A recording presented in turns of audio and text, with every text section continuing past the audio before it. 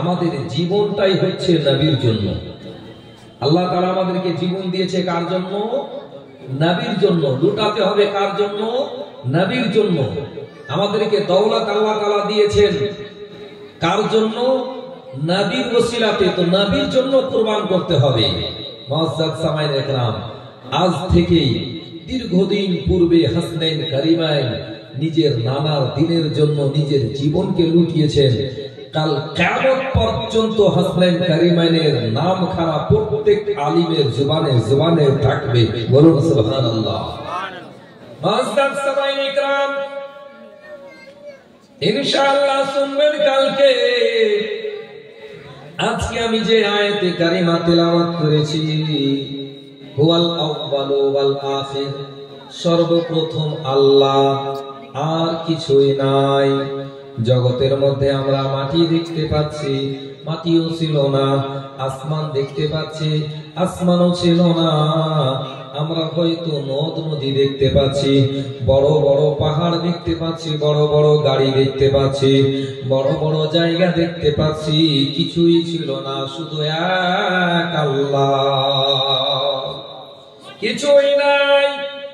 আল্লাহ তাবারক ওয়া তাআলা ইচ্ছা হলো যে আমি দুনিয়া খানাকে তৈরি করব, দুনিয়াকে প্রচালিত করব, দুনিয়াতে যেন সুন্দর জায়গা হয়, দুনিয়াতে যেন সুন্দর পাহাড় তৈরি হয়, দুনিয়াতে যেন নদ নদী হয়, দুনিয়াতে যেন সুন্দর জমিন হয়ে যায়, দুনিয়ার মধ্যে সুন্দর সুন্দর যেন ফল তৈরি হয়ে যায়, যেটা আমার বান্দারা খাবে, যেন দুনিয়ার মধ্যে জলের ব্যবস্থা হয়ে যায়, যেটা আমার বান্দা বান্দিরা খেয়ে তৃষ্ণা মিটাবে। দুনিয়া তৈরি হয় যেন আসমান বানানো হয়, আসমান থেকে যেন সূর্যের আলো পড়বে, আমার বান্দা বান্দিরা ওই আলোর টেস্ট এই ঠান্ডার দিনে নেবে। আল্লাহর ইচ্ছা হলো, আল্লাহর মনে আশা এইটুকু হলো যেন দুনিয়া তৈরি হয়ে যায়। আল্লাহ তাবারক ওয়া তাআলা নিজের নূরকে এক মুষ্টি নূর দিয়ে দয়ার নবীজির নূর তৈরি করে দিলে। নিজের নূর দিয়ে এক মুষ্টি নূর দিয়ে বললে, ও আমার নূর, তুমি হয়ে যাও। আল্লাহর আদেশে সঙ্গে সঙ্গে ওই নূর দয়ার নবীর নূর তৈরি হয়ে গেল। নূর তৈরি হয়ে গেল। এই জন্য কবি কত সুন্দর ভাবে স্পষ্ট ভাবে বলেছেন ছন্দর মাধ্যমে, নূর নবীজির মারতাবার নাই গো সীমানা, নাই গো তুলনা। নূর নবীজির মারতাবার নাই গো সীমানা, নাই গো তুলনা। ও গো ফিরে দেখো,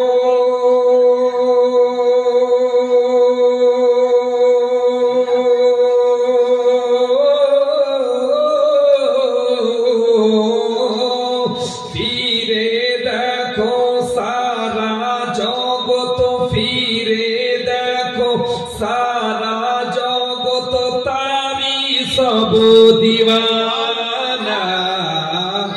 নারে তাকবীর, নারে তাকবীর, নারে হায়দারি, नारे हैदरी, पीर का दामन, पीर का दामन, नारे तकबीर, वाह वाह सुभान अल्लाह। नूर नबीजिर मरतबार नाई गो सिमाना, नाई गो तुलना। कौदिन खुदा सी सिटी আপন নূর থেকে করেন সদা সৃষ্টি আপন নূর থেকে মানুষ রূপে পাঠালেন ওই আরবের বুকে করেন সদা সৃষ্টি আপন নূর থেকে মানব রূপে পাঠালেন আরবের বুকে যার নূরেতে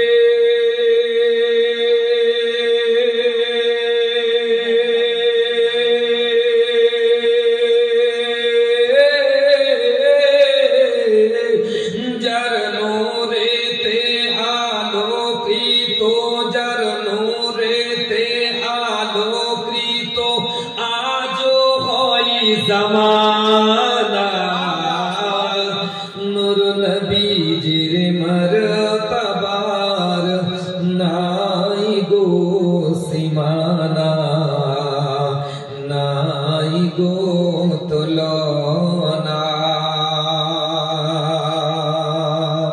আবু জেহেল বলে কি আছে মোর হাতি আবু জেহেল বলে কি আছে মোর হাতি ঈমান নিয়ে আসিব যদি পারো বলতে আবু জেহেল বলে কি আছে মোর হাতি ঈমান নিয়ে আসিব যদি পারো বলতে পাথর হাতে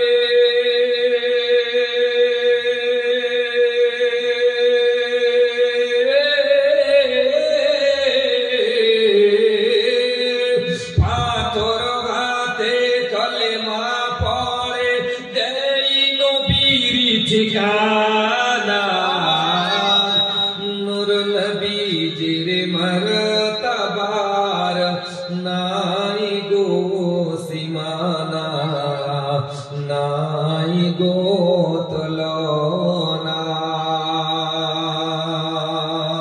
বাদল করে ছায়া রোদনা লাগে গায়ে মোম সাজে পাথর ব্যথা না হয় পায়ে সূর্য ফিরে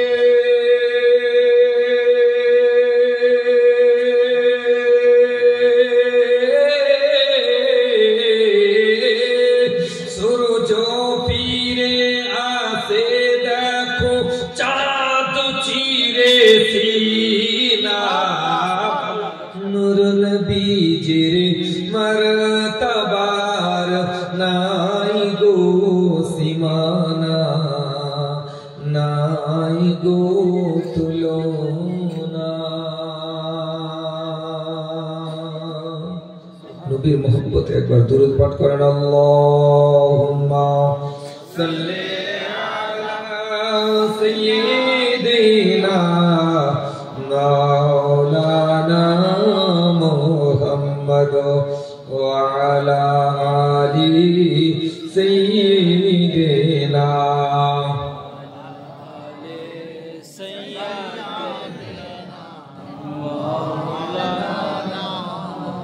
মুআজ্জাজ সামাইনে کرام আপনাদের নিকটে আমি বলতেছিলাম আল্লাহ তাআলা নিজের নূর নিয়ে বলে দিলেন তুমি আমার হাবিব হয়ে যাও সঙ্গে সঙ্গে সেই নূর খানা দয়ার নবীর নূর হয়ে গেল দয়ার নবীর নূর হওয়ার পর যেখানে চাইলেন আল্লাহ তাআলা সেখানেই নূরকে রাখলেন যেখানে ভবন করার সেখানে ভবন করালেন যেখানে সফর করার সেখানে সফর করালেন যেই সময়খানে ওই নূর তৈরি করা হয়েছিল ওই সময়তে কিছুই ছিল না শুধু আল্লাহ তাআলা নিজ নূর দিয়ে নিজের হাবিবের নূর তৈরি করলেন নূর হাবিবে পরিণত হয়ে গেল। মুআজ্জাজ সামাইনে کرام, ওই নূরকে আল্লাহ তাবারক ওয়া তাআলা চাইলেন জগৎকে তৈরি করি, সেই নূর দিয়ে আল্লাহ তাআলা আসমান তৈরি করলেন, সেই নূর দিয়ে আল্লাহ তাআলা জমিনকে তৈরি করলেন, সেই নূর দিয়ে আল্লাহ তাআলা পাহাড় পর্বতকে তৈরি করলেন, সেই নূর দিয়ে আল্লাহ তাআলা নদ নদীকে তৈরি করলেন, সেই নূর দিয়ে আল্লাহ তাআলা কীট পতঙ্গ তৈরি করলেন, সেই নূর দিয়ে আল্লাহ তাআলা প্রথম আসমান, দ্বিতীয় আসমান, চতুর্থ আসমান, পঞ্চম, এই মতো করে 7 আসমান তৈরি করলেন, 7 জমিনকে তৈরি করলেন। সেই নূর দিয়ে আল্লাহ তাআলা জান্নাত বানালেন, বলুন সুবহানাল্লাহ। জান্নাত বানালেন দয়ার নবীর নূর দিয়ে। আল্লাহ তাবারক ওয়া তাআলা নিজ হাবিবের নূর দিয়ে আল্লাহ তাআলা ফেরেশতাদেরকে তৈরি করলেন।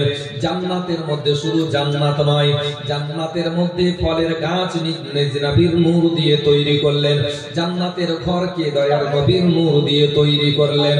আর যখন চাইলেন আল্লাহ তাআলা যে এই দুনিয়াটা প্রচালিত হোক, এই দুনিয়াটা যেন আর চালু হতে আরম্ভ হয়ে যায়, আল্লাহ তাবারক ওয়া তাআলা নিজ ফেরেশতাদেরকে ডাক দিয়ে বলেন, ও জিবরাইল, আসো আসো আমার নিকটে আসো। সঙ্গে সঙ্গে হযরতে জিবরিল আমিন ডাক দিয়ে বলেন, লাব্বাইক ইয়া রাব্বি কারীম, উপস্থিত রয়েছে, আদেশ কি রয়েছে বলুন। মহান রব্বুল আলামিনের পক্ষ থেকে আওয়াজ আসলো, ও আমার জিবরিল, তাড়াতাড়ি করে তুমি জগতের মধ্যে চলে যাও। আমার ইচ্ছা হয়েছে যেন দুনিয়াতে যেন মানব তৈরি হয়, যেন মানব তৈরি হয়ে যায়, মানুষেরা তৈরি হয়।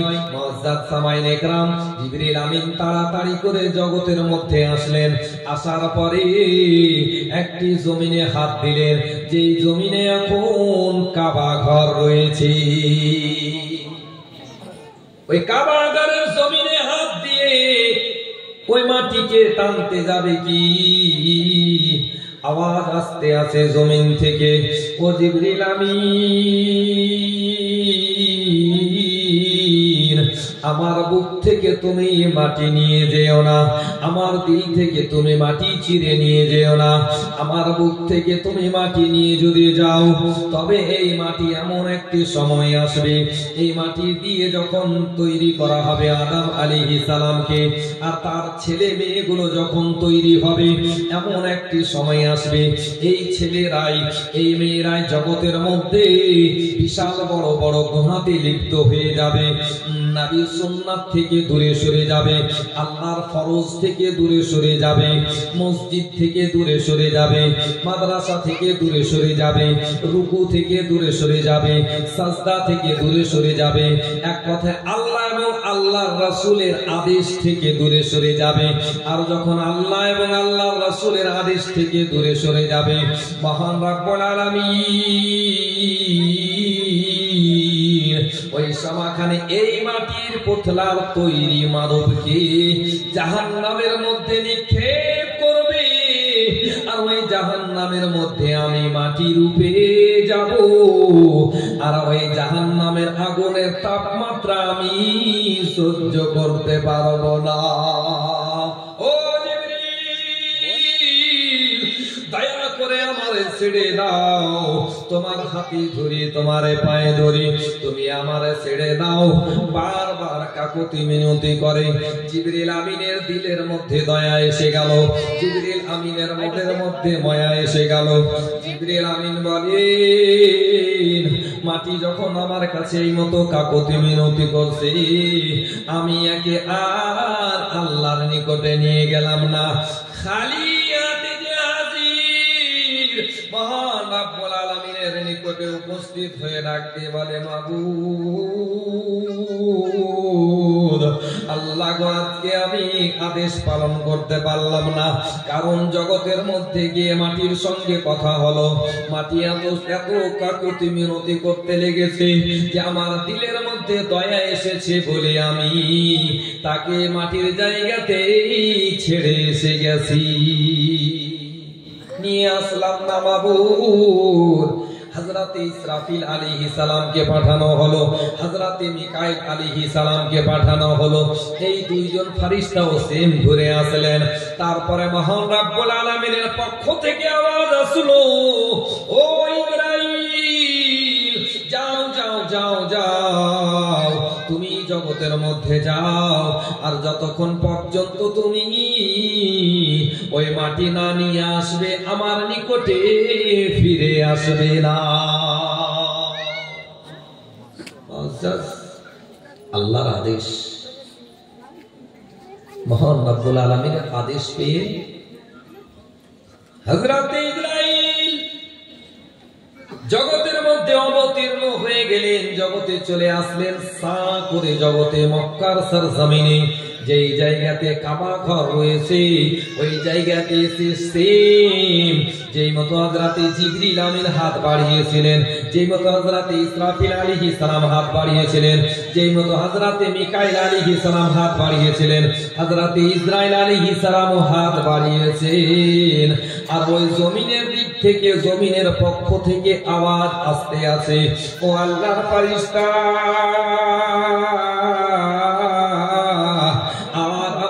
কত কাঁদাবে, আর আমারে কত দুঃখ দেবে, আর আমার কত চোখ দিয়ে অশ্রু ঝরাবে, আমার বুক দিয়ে কত জল ফেলবে। আমি কান্না করতে করতে আমার জমিনের বুক ফেটে গেছে। হযরতে জিবরিল আমিন আলাইহিস সালামের সামনে কান্না করেছি, হযরতে মিকাইল আলাইহিস সালামের সামনে কান্না করেছি, হযরতে ইসরাফিল আলাইহিস সালামের সামনে কান্না করেছি।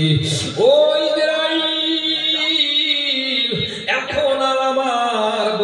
হয়তো আর জল নাই, জল হয়তো শুকিয়ে গেছে, আর আমি কান্না করতে পারি না, দয়া করে আমাকে নিয়ে যেও না, আর আমাকে মানব জাতি তৈরি করার ব্যবস্থা করেও না। হযরতে ইসরাইল আলাইহিস সালাম বলেন, না না, তোমারে আমি একটি প্রশ্ন করি, বলো বলো, তোমার যে সৃষ্টি করেছে, যে বানিয়েছে, তারই আদেশ রয়েছে তোমাকে আমি উঠিয়ে জান্নাতে নিয়ে যাব। মহান রব্বুল আলামিনের যেমন নাম শুনেছে, জামিন বলে তবে ঠিক আছে, আল্লাহর আদেশ রয়েছে, আল্লাহর আদেশ পালন করা আমারও কাজ রয়েছে। এই জমি থেকে অল্পটুকু মাটি নিয়ে গেলেন জান্নাতের মধ্যে, ফেরেশতাদেরকে আদেশ করা হলো, ফেরেশতারা এসে উপস্থিত হয়ে গেছে, সেই এই মাটিতে পানি দেওয়া হলো, বাতাস দেওয়া হলো, এই মতো করে তৈরি করা হলো সুন্দর করে। যেই মতো মা বোনেরা নিজের বাড়িতে রুটি তৈরি করার জন্য আটাগুলোকে মথে, আটাগুলো তৈরি করে, সেই মতো ফেরেশতারা সুন্দর করে আটা তৈরি করে দিলেন, আটার মতো গোল করে যেই মতো আকৃতি আমাদের রয়েছে। আল্লাহ তাবারাক ওয়া তাআলার আদেশ পেয়ে ফেরেশতারা একটি 60 হাতের বডি তৈরি করে দিলে। কহাতে 60 হাতে। এখন আমরা হয়তো 3.5 হাতের রয়েছি, কিন্তু যখন আমরা জান্নাতের মধ্যে যাব, যে ব্যক্তি জান্নাতি হবে, আল্লাহ তাবারাক ওয়া তাআলা নিজের কুদরতে সেই আল্লাহর বান্দাকে 60 হাতের বানিয়ে দিবেন। বলুন সুবহানাল্লাহ। যে আদি পিতা হযরতে আদম আলাইহিস সালাম জান্নাতের মধ্যে 60 হাতের রয়েছিলেন, তৈরি করা হয়েছিল। আমরা যদি আল্লাহকে, আল্লাহর রাসূলকে সন্তুষ্ট করতে পারি, আল্লাহ তাআলা আমাদেরকে ওই 60 হাতের বডি বানিয়ে জান্নাতে পাঠাবে। পুতলা তৈরি হয়ে গেল, এবার আদেশ হয়ে গেল আল্লাহর পক্ষ হতে, আদেশ হয়ে গেল ও রূহ চলে যাও আদম আলাইহিস সালামের বডিতে। যে রূহ নিয়ে আজকে আমরা চলাফেরা করি, যদি বডির মধ্যে দম না থাকে, রূহ না থাকে, তবে আমাদের বডি বেকার, পুতলা পড়ে রয়েছে। আদম আলাইহিস সালামের বডি পড়ে রয়েছে, হারকাত করে না, হিলাদোলা করে না। এবার যখন রূহ খানাকে তার মধ্যে পরিবেশ করার আদেশ হলো, রূহ কিন্তু আদম আলাইহিস সালামের বডির মধ্যে পরিবেশ হলো। বডির মধ্যে পরিবেশ করার পরে বেরিয়ে চলে আসলো, ওই বডির মধ্যে থাকতে পারলো না। দ্বিতীয়বার যা আদেশ হলো, দ্বিতীয়বার যাওয়ার পরেও ফেরত আসলো, তৃতীয়বার যাওয়ার পরে আবার ফেরত আসলো। মহান রব্বুল আলামিন সেই রূহকে জিজ্ঞাসা করেছিলেন, ও আদম আলাইহিস সালামের রূহ, বলো বলো তুমি কেন তার বডির মধ্যে থাকো না? বলে, ও রব্বুল আলামিন, আমি এই জন্য সেই রূহের মধ্যে, সেই বডির মধ্যে থাকতে পারি না। এমন একটি অন্ধকার জায়গা, যে অন্ধকারের ফলে আমি বডির মধ্যে থাকতে পারি না। মহান রব্বুল আলামিন নিজ হাবিবের নূর যে তৈরি করেছিলেন, দয়ার নবীজির জীবনী শ্রবণ করুন। আরম্ভ হয়ে গেছে, আর চালু হয়ে গেছে, স্টার্ট হয়ে গেছে, ইবতেদা হয়ে গেছে। ওই নূরখানাকে আদম আলাইহিস সালামের পুষ্ট মোবারকে রেখে দিলে। আর যেমনই ওই বডির মধ্যে রূহখানা, ওই নূরখানা রাখা হয়েছে, বডির মধ্যে একটি সৌন্দর্য তৈরি হয়ে গেছে, আলোয় আলোকৃত হয়ে গেছে। ওই বডির মধ্যে নূর ঝলকাচ্ছে, ওই বডির মধ্যে আলো হয়ে গেছে। আর এবার আদেশ হলো, ও আদম আলাইহিস সালামের রূহ, চলে যাও, চলে যাও, তুমি আদম আলাইহিস সালামের বডির মধ্যে প্রবেশ করে যাও। যে রূহখানা 3 বার ফেরত এসেছিল, আমার নবীর নূরখানা পেয়ে ওই নূরের জায়গাতে ওই আদম আলাইহিস সালামের নূর আপনার রূহ পরিবেশ করে আর ফেরত আসলো না। জোরে বলুন সুবহানাল্লাহ। যেমনই রূহখানা পরিবেশ করেছে, হযরতে আদম আলাইহিস সালাম আস্তে আস্তে করে সর্বপ্রথমে 2 নয়ন খুলে দেখেছিলেন। বলুন সুবহানাল্লাহ। সর্বপ্রথমে আদম আলাইহিস সালাম নিজের 2 নয়ন চোখকে খুলে দেখেছিলেন। আর আদম আলাইহিস সালামের চোখের পাওয়ার আল্লাহ তাআলা এত দান করেছিলেন, এত পাওয়ার ছিল, জান্নাতের মধ্যে থেকে তাকালেন তো আরশে মুআল্লা পর্যন্ত দেখতে পেলেন। সুবহানাল্লাহ।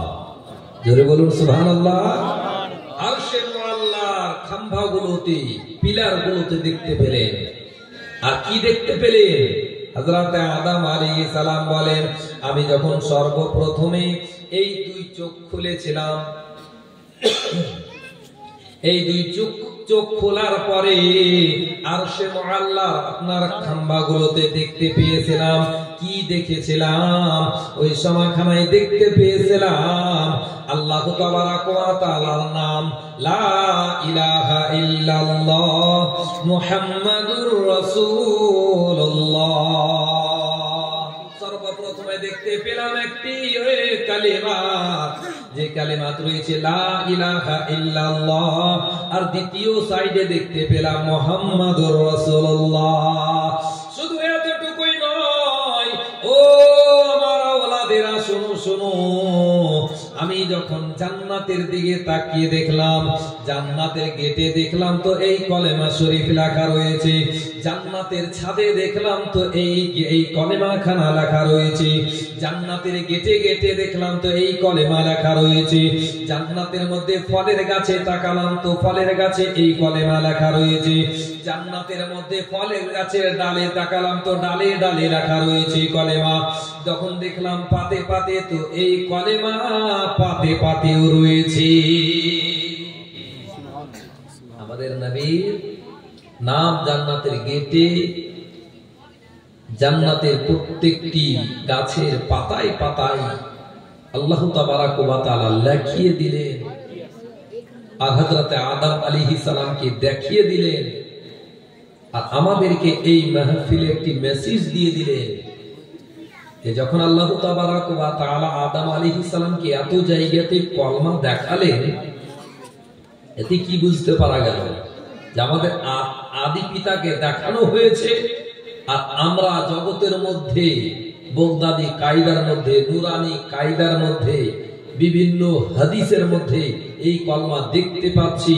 হযরতে আদম আলাইহিস সালাম এই কলমা পাঠ করেছিলেন, আমরাও বেশি বেশি করে এই কলমা পড়ে নেকির অধিকারী হব, বলুন সুবহানাল্লাহ। মুআজ্জাজ সামাঈন ইকরাম, হযরতে আদম আলাইহিস সালাম ওই জান্নাতের মধ্যে থাকতে আরম্ভ করলেন, হাত তুলতে আরম্ভ করেছে। সর্বপ্রথমে তো চোখ খুলে আরশে মুআল্লাতে দেখেছেন, তারপরে হাত উঠতে আরম্ভ করেছে, হাত উঠাচ্ছে তো হাত হিলছে, পা হিলাচ্ছে তো পা হিলছে, চলতে চাইছে তো চলতে পারছেন, বলতে চাইছে তো বলতে পারছেন, কোনো কথা শোনা চাইছে তো শুনতে পাচ্ছেন, শ্বাস নেওয়া দেওয়া হচ্ছে। হযরত আদম আলাইহিস সালাম এত সুন্দর নিয়ামত পাওয়ার পরে সঙ্গে সঙ্গে আল্লাহর শুকরিয়া আদা করে এই শব্দখানা পাঠ করেছিলেন। যে শব্দ দিয়ে আমরা আল্লাহর শুকরিয়া আদা করেছি, ওই সময়খানে হযরত আদম আলাইহিস সালাম সঙ্গে সঙ্গে পাঠ করেছিলেন আলহামদুলিল্লাহ। হযরত আদম আলাইহিস সালাম এই মতো জান্নাতের মধ্যে ঘুরছেন ফিরছেন, জান্নাতের মধ্যে খাচ্ছেন, কোনো টেনশন নাই, জান্নাতে যেই দিকে চাইছেন সেই দিকে যাচ্ছেন। মুআজ্জাজ সামাঈন ইকরাম, জান্নাতের মধ্যে ঘুরতে ঘুরতে আল্লাহ তাবারাক ওয়া তাআলার নিকটে একদিন প্রশ্ন করেন, ওগো রব্বুল আলামিন, যে নামখানা আমি আরশে মুআল্লাতে দেখেছি, যে নামখানা জান্নাতের গেটে গেটে দেখেছি, ওগো রব্বুল আলামিন, আমি কি তাকে দেখতে পাবো না? জান্নাতের মধ্যে হযরত আদম আলাইহিস সালাম দেখার আশা করলেন যে যেই নামের কারণে এত পাতে পাতে ডালে ডালে নাম চড়ানো হয়েছে, তাকে কি আমি দেখতে পাবো না? মহান রব্বুল আলামিনের পক্ষ থেকে আওয়াজ আসলো, ও আমার পয়গম্বর, ও আমার নবী, কেন দেখতে পাবে না? অবশ্যই দেখতে পাবে। তো তখন হযরত আদম আলাইহিস সালাম বলেছিলেন, কবে দেখতে পাবো? ওই সময়খানে মহান রব্বুল আলামিনের পক্ষ থেকে আওয়াজ আসলো, তাকে তুমি এখন দেখতে পাবে না, তবে আমি তোমার পুষ্টে, তোমার পিঠ মোবারকে যেই নূরখানা রেখেছি, এখন যদি ওই নূরখানা দেখতে চাও তো অবশ্যই আমি তোমারে দেখাতে পারি। মহান রব্বুল আলামিনের আদেশে সর্বপ্রথমে আমার নবীর নূরকে হযরত আদম আলাইহিস সালাম নিজের নাখুন মোবারকে দেখেছিলেন, বলুন সুবহানাল্লাহ। আজকে আমরা আয়না দেখি না, আয়না দেখে নিজের চেহারা দেখতে পাই। হযরত আদম আলাইহিস সালাম জান্নাতের মধ্যে সর্বপ্রথমে দয়ার নবীর নূরকে এই আঙ্গুলে, বৃদ্ধা আঙ্গুলে দেখতে পেয়েছিলেন, আর সঙ্গে সঙ্গে দেখার পরে এত পছন্দ লেগেছিল ওনাকে, সঙ্গে সঙ্গে চুম্বন দিয়ে নিজের চোখ মোবারকে লাগিয়েছিলেন, বলুন সুবহানাল্লাহ। এই জন্য হযরতে আদম আলাইহিস সালামের সুন্নাত খানাও আমরা পাঠ করি। হযরতে আবু বকর সিদ্দিকের একটি কওল রয়েছে, যখন দয়ার নবীজির নাম শুনবে তখন তখন তোমরা এই চুম্বন দিবে এবং কুররাতু আইনি বিকা ইয়া রাসূলুল্লাহ পাঠ করবে।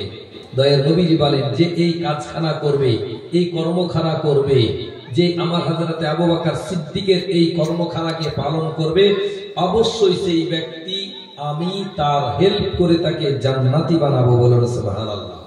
আজকে আমরা বড় খুশনসিব, সেই নবীর জীবন কাহিনী শুনতে এসেছি, যেই নবীর নাম চুমে যদি চোখে লাগাতে পারি তবে আমাদের জন্য কল্যাণ রয়েছে, আমাদের জন্য ইহ জগতেও লাভবান রয়েছে, পরজগতেও লাভবান ইনশাআল্লাহ হবে। এই জন্য আমরা নবীর মহব্বতে, নবীর প্রেমে, নবীর ভালোবাসাতে নবীর জীবন কাহিনী খানা শুনবো।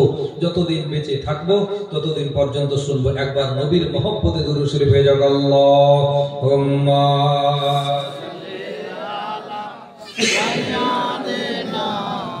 মাওলানা মুহাম্মদ ওয়া আলা আলি সাইয়্যিদিনা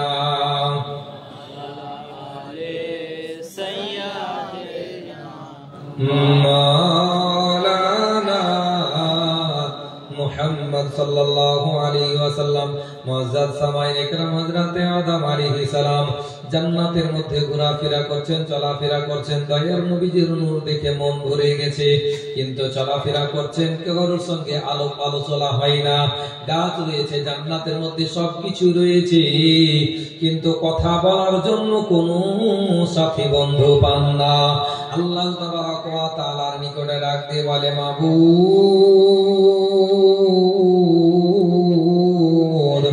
আমার এই জবান যে দান করেছেন, কথা বলার যে শক্তি পেয়েছি, আজকে আমি এই শক্তি পেয়েছি, কিন্তু আমার মনের আশা আমার কথাগুলো কাউকে শোনাবো, আমি কাউরির কথা শুনবো, এইটুকু কি সুযোগ হবে না? মহান রব্বুল আলামিনের পক্ষ থেকে আওয়াজ আসলো, অবশ্যই তুমি পাবে। হযরতে আদম আলাইহিস সালাম ঘুমিয়ে রয়েছেন, এখনো অবস্থায় মহান রব্বুল আলামিনের পক্ষ থেকে আওয়াজ আসলো, ও আমার ফেরেশতা, যাও যাও, আমার পয়গম্বর আশা করেছে কাউরের সঙ্গে কথা বলবে, আমারও আশা রয়েছে এমন একজন তৈরি করে দেব, সারা জীবন মানুষ তার সঙ্গে কথা বললে মন ভরবে না, এমন জিনিস তৈরি করে দেব। আজকের যুগে এমন সেই জিনিসের জন্য পাগল মানুষ থাকে। হযরতে আদম আলাইহিস সালামের বাম দিকের হাড় থেকে একটি হাড় টেনে সঙ্গে সঙ্গে একটি সুন্দর নারী তৈরি করে দেওয়া হলো। হযরতে আদম আলাইহিস সালামের যখন ঘুম ছুটলো, যখনই উনি জাগলেন, সুন্দর একজন নারীকে দেখতে পেলেন। দেখার পরে ডাক দিয়ে বলে, ও নারী, ও মহিলা, তুমি আমার কাছে এসো। মহান রব্বুল আলামিনের নিকটে আমি দোয়া করেছিলাম যেন একজন কেউ কথা শুনতে বলা হয়, কেউ যেন আমার কথা বললে বলা হয়। আল্লাহ তাআলা আমার দোয়া কবুল করেছে, তুমি আমি একটু কাছে আসো, আমার পাশে এসে আমার কথা শোনো, আমার কথাগুলো শ্রবণ করো। মহান রব্বুল আলামিনের পক্ষ থেকে আওয়াজ আসলো, ও আমার পয়গম্বর, ও আমার নবী, তুমি কথা বলতে পারো না, তুমি কথা বলতে পারো না। তখন মহান রব্বুল আলামিনের নিকটে হযরতে আদম আলাইহিস সালাম বলেন, ও রব্বুল আলামিন, এমন কোন কাজখানা করলে আমি তার সঙ্গে কথা বলতে পাবো, এমন কোন কর্মখানা করলে আমি তার সঙ্গে আলাপ আলোচনা করতে পারবো?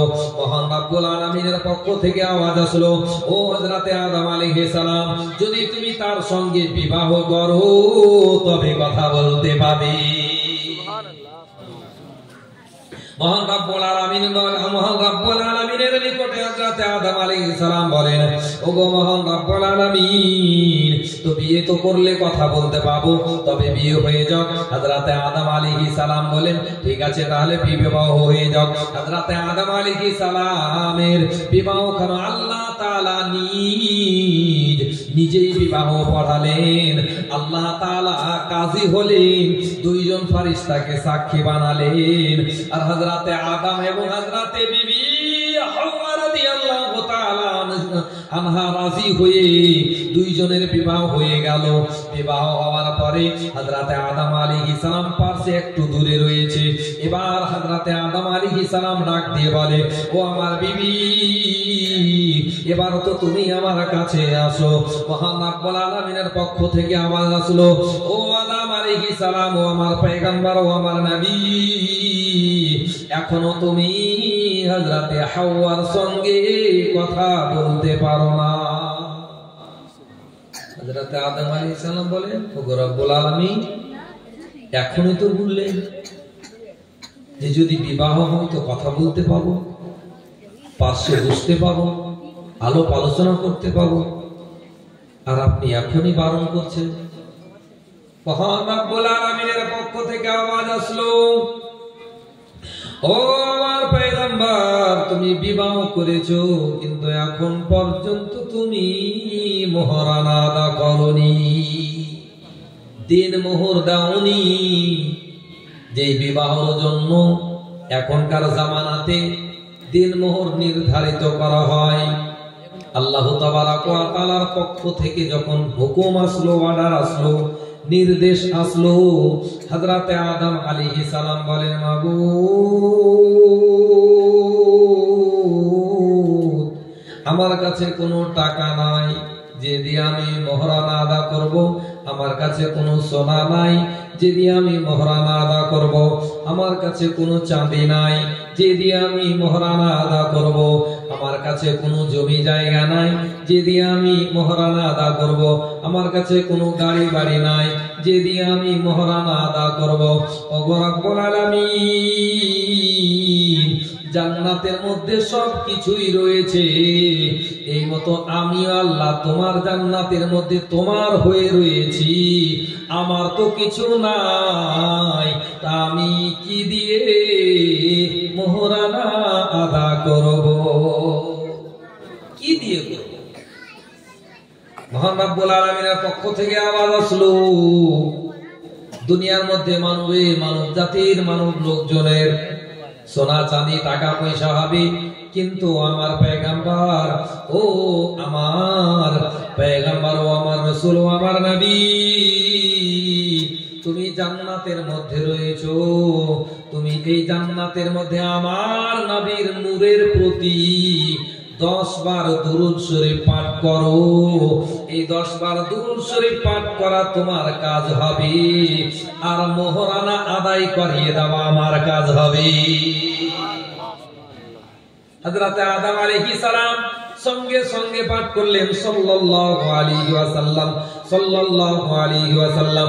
এই মতো একবার, দুইবার, তিনবার, চারবার, পাঁচবার, ছয়বার, সাতবার, আটবার, নয়বার, 10 বার পাঠ করলে এবার মহান রব্বুল আলামিনের পক্ষ থেকে আওয়াজ আসলো, ও আমার পয়গম্বর ও আমার নবী, এবার তুমি তার সঙ্গে আলোচনা করতে পারো, এবার তুমি তার সঙ্গে কথাবার্তা বলতে পারো, এবার তার সঙ্গে তুমি চলাফেরা করতে পারো, এবার তার সঙ্গে তুমি জান্নাতে ঘুরতে পারো, এবার তুমি জান্নাতের মহলের মধ্যে যেতে পারো, এবার তুমি জান্নাতের যেই গেট দিয়ে চাইবে সেই গেট দিয়ে যেতে পারো। এবার যেই জিনিস চাইবে জান্নাতের মধ্যে তুমি তাকে সঙ্গে নিয়ে করতে পাবে। মুআজ্জাজ সামাইন ইকরাম, হযরতে আদম আলাইহিস সালাম, হযরতে হাওয়া রাদিয়াল্লাহু তাআলা আনহা দুইজন মিলে জান্নাতের মধ্যে ঘোরাফেরা করতে আরম্ভ করেছে। জান্নাতের খাবার খাচ্ছেন, জান্নাতের পোশাক পরছেন, জান্নাতের মধ্যে ফল খাচ্ছেন, জান্নাতের মধ্যে ফ্রুট খাচ্ছেন। মুআজ্জাজ সামাইন ইকরাম, আল্লাহু তাবারাক ওয়া তাআলার পক্ষ থেকে একটি আদেশ আসলো, ও আমার পয়গম্বর শুনো, লা তাকরাবা হাদিহিশ শাজারা, ও আমার পয়গম্বর তুমি ওই ফলের নিকটে যেও না, ওই গাছের নিকটে যেও না। জান্নাতের মধ্যে একটি গাছ রয়েছে, ওই গাছের দিকে তুমি তাকিয়ে দেখিও না, ওই গাছের দিকে তুমি যেও না। মুআজ্জাজ সামাইন ইকরাম, হযরত আদম আলাইহিস সালাম বলে, ঠিক আছে ওগো আমার মাবুদ, আমি ওই গাছের দিকে তাকিয়েও দেখব না, যাব না। জান্নাতের মধ্যে ঘোরাফেরা আর টেনশন হয় না। মুআজ্জাজ সামাইন ইকরাম, হযরত আদম আলাইহিস সালামকে যখন তৈরি করা হয়েছিল আর দাঁড়িয়েছিলেন, তো হযরত আদম আলাইহিস সালামের সম্মানের জন্য সমস্ত ফেরেশতাদেরকে সাজদার আদেশ দেওয়া হয়েছিল। সমস্ত ফেরেশতারা সাজদা করেছিলেন, কিন্তু একজন আজাজিল যে ইবলিস হয়েছে সেই সাজদা করেনি। এই জন্য তাকে জান্নাত থেকে বের করে দেওয়া হয়েছিল। আল্লাহর কুদরত, যখন ইবলিসকে জান্নাত থেকে বের করে দেওয়া হলো, ইবলিস একটি কথা বলেছিল, ওগো রব্বুল আলামিন, যার জন্য আমি আজকে জান্নাত থেকে বের হচ্ছি তাকেও আমি জান্নাতের মধ্যে থাকতে দেব না, তাকেও আমি জান্নাতে তোমার এই বান্দার, এই পয়গম্বরের যত আলাওলাদ হবে সবাইকে জান্নাত থেকে আমি জাহান্নামের দিকে নিয়ে চলে যাব।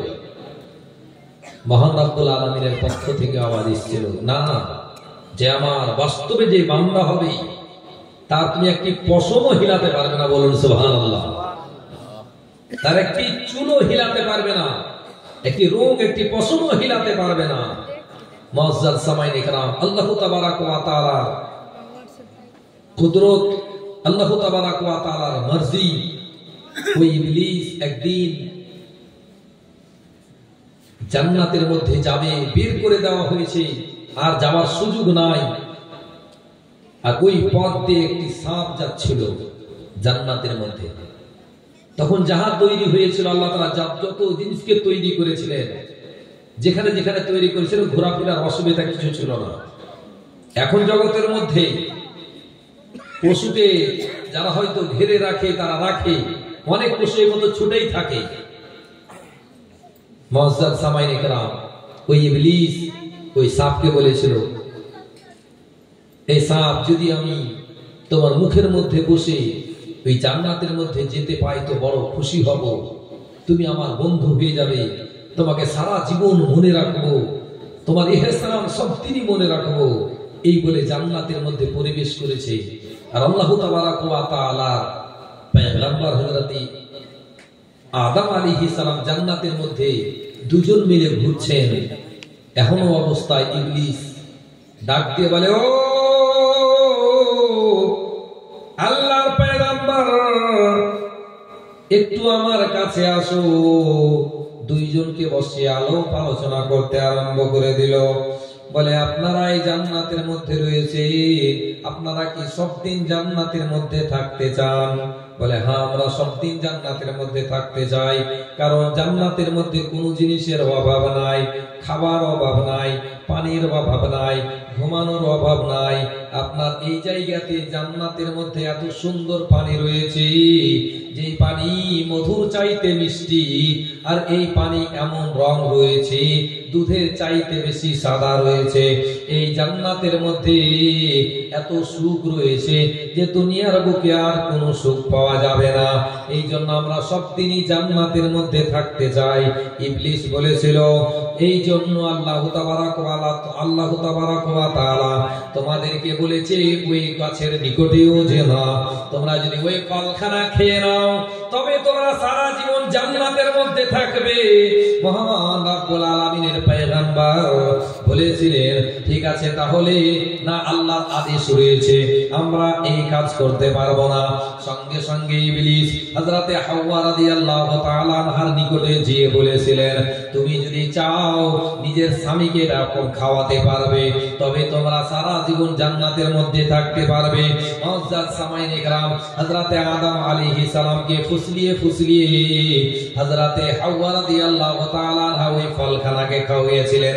আর যেমন এই জান্নাতের মধ্যে ওই ফলখানা খাওয়িয়েছে, সঙ্গে সঙ্গে জান্নাতি পোশাক শরীর থেকে পড়তে আরম্ভ করেছে। আর যেমনই আল্লাহর কথা অমান্য হয়েছে, আল্লাহ তাবারাক ওয়া তাআলা হযরতে আদম আলাইহিস সালাম এবং হযরতে হাওয়া রাদিয়াল্লাহু তাআলা আনহার দিকে আদেশ পাঠালেন, ও আমার পয়গম্বর, যাও যাও, তোমরাও জান্নাতের মধ্যে তোমাদেরও রাখা হলো না, আজ থেকে তোমরা দুনিয়ার বুকে চলে আসো। এবার দুনিয়া চালু। হযরতে আদম আলাইহিস সালাম দুনিয়াতে আসলে আমাদের এই ইন্ডিয়াতে, আপনার ইন্ডিয়াতে অবতীর্ণ হয়েছিলেন, সারানদেব পাহাড়ে অবতীর্ণ হয়েছিলেন। আর আল্লাহ তাবারাক ওয়া তাআলা হযরতে হাওয়া রাদিয়াল্লাহু তাআলা আনহাকে জিদ্দার মধ্যে অবতীর্ণ করেছিলেন। মুআজ্জাজ সামাইন ইকরাম, এবার বড় টেনশন। জান্নাতের মধ্যে হযরতে হাওয়া রাদিয়াল্লাহু তাআলা আনহাকে পেয়ে বড় খুশি হয়েছিলেন। জান্নাতের মধ্যে ঘোরাফেরা করে অভ্যেস, জান্নাতের মধ্যে আলোচনা করে অভ্যেস, জান্নাতের মধ্যে তার সাথে খাওয়া দাওয়া করে অভ্যেস, তার সঙ্গে উঠা বসা করে অভ্যেস। জগতের মধ্যে এসে আর দেখতে পাই না। মহান রব্বুল আলামিনের নিকটে ডাক দিয়ে বলে, মাবুদ, ওই মেয়েটি কোথায় গিয়েছে? আল্লাহ আমাকে ক্ষমা করে দিন, আল্লাহ গো আমারে মাফ করে দিন। মুআজ্জাজ সামাইন ইকরাম, দুনিয়ার মধ্যে হযরতে আদম আলাইহিস সালাম আসার পরে, হযরতে হাওয়া রাদিয়াল্লাহু তাআলা আনহা আসার পরে একটি আপনার ডমরের ফলের গাছকে দেখতে পেয়েছিলেন, যার বড় বড় পাত হয়। হযরতে হাওয়া রাদিয়াল্লাহু তাআলা আনহা ওই গাছের পাতটা, 5টা পাতকে ব্যবহার করেছিলেন, 5টি পাতকে নিয়ে নিজের শরীরকে ঢেকেছিলেন। আর হযরতে আদম আলাইহিস সালাম 3টি পাত নিয়ে, 3টি পাতা নিয়ে শরীরকে ঢেকেছিলেন। এই পদ্ধতিখানা কিয়ামত পর্যন্ত প্রত্যেক নর নারীকে আমল করার জন্য দেওয়া হবে। যখন মৃত্যুবরণ করে নেবেন, হযরতে আদম আলাইহিস সালামের পদ্ধতি একটি ছেলের জন্য দেওয়া হবে। হযরতে হাওয়া রাদিয়াল্লাহু তাআলা আনহাকে 5টি ওই পাত দেওয়া হয়েছিল। 5টি পাত নিয়ে নিজের শরীরকে ঢেকেছিলেন। এখন যদি কোনো নারীর ইন্তিকাল হয়, ওই 5টি পাত দিয়ে তার 5টি পাতের মতো 5টি কাফন দিয়ে তাকে কাফনানো হয়। মুআজ্জাজ সামাইন ইকরাম, হযরতে আদম আলাইহিস সালাম জগতের মধ্যে 300 বছর ধরে কান্না করলেন, কিন্তু আল্লাহ তাবারাক ওয়া তাআলার নিকটে গ্রহণযোগ্য হলো না। এবার মহান রব্বুল আলামিনের নিকটে ডাক দিয়ে বলে, মাবুদ, যার ফলে আমার বডি রওশন হয়েছিল, আলোয় আলোকিত হয়েছিল, যার নামখানা আমি আরশে আযমের খুঁটিতে দেখেছিলাম, যার নামখানা আমি জান্নাতের গেটে গেটে দেখেছিলাম, সেই নবীর ওসিলাতে আল্লাহ তোমার নিকটে দোয়া চাইতেছি। ও রব্বুল আলামিন, সেই নবীর ওসিলাতে আমার দোয়াখানা কবুল করে নিন। সঙ্গে সঙ্গে আওয়াজ আসলো, যে নবীর ওসিলাতে দোয়া চেয়েছে, হযরতে আদম আলাইহিস সালামের দোয়া কবুল হলো। আর ওই হযরতে আদম আলাইহিস সালাম এবং হযরতে হাওয়া রাদিয়াল্লাহু তাআলা আনহার সঙ্গে জানো ওই মক্কার সরজমিনে আরাফাতের ময়দানে সাক্ষাৎ হয়ে গেল। জোরে বলুন সুবহানাল্লাহ। এবার মানব জাতি